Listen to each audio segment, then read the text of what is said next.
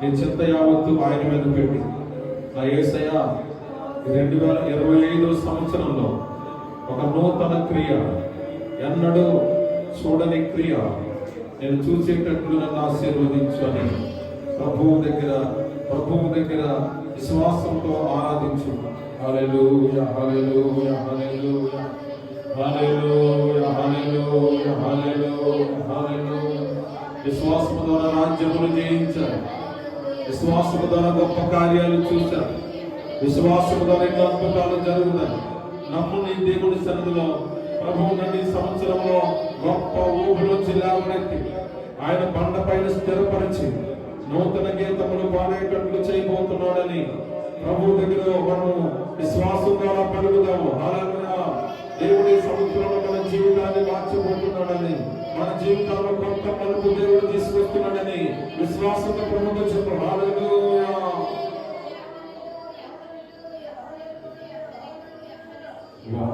వాటి కాలమున అన్నిటినీ అతి మనోహరముగా చేయువాడా.